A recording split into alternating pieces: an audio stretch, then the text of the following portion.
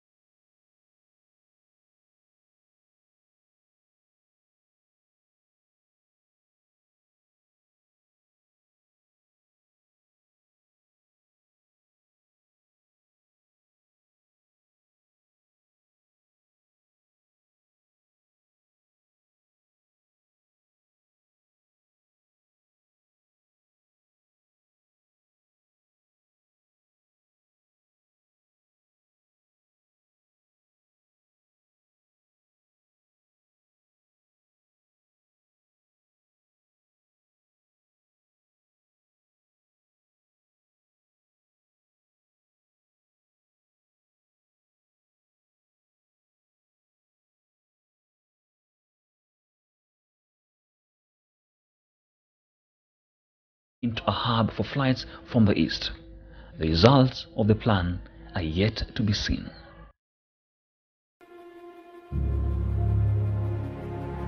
Series of blunders. But why was Ethiopian Airlines making money? For every pilot we hired, Ethiopia could recruit 2 with the same budget.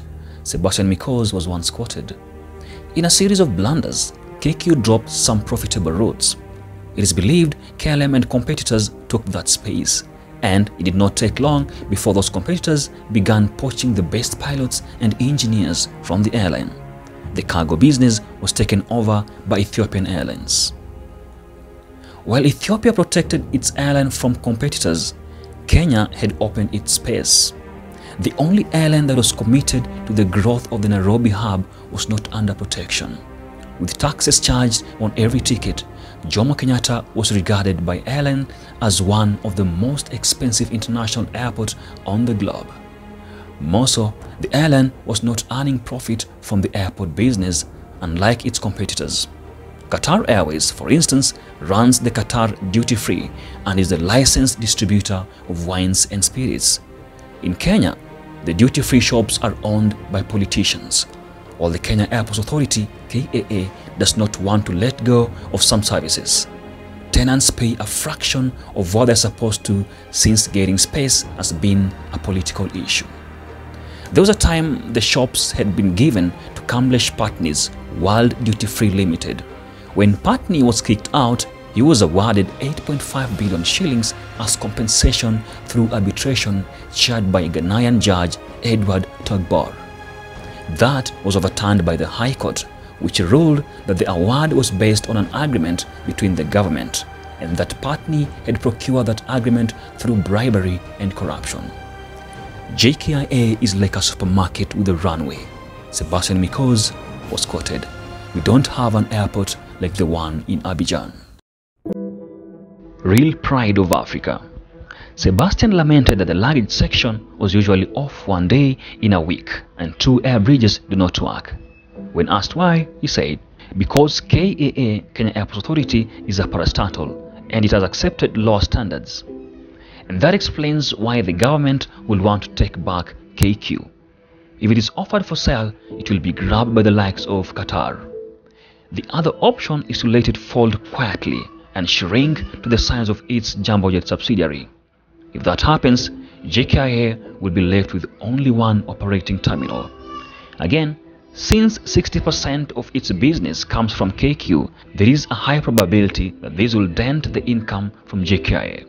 Unable to pay loans it took from the local banks, KQ was forced in 2017 to give the financial institutions a 38.1% shareholding. There is fear that if the airline collapses, it could go down with the banks. Another realization was that the government was giving about 90% of its business to foreign companies, since KQ does not have freighters. Sometimes back, KQ transformed one of its Boeing 787 Dreamliners into a freighter to add to the Boeing 737-300 that had been operating. As a national carrier, KQ is more than an airline.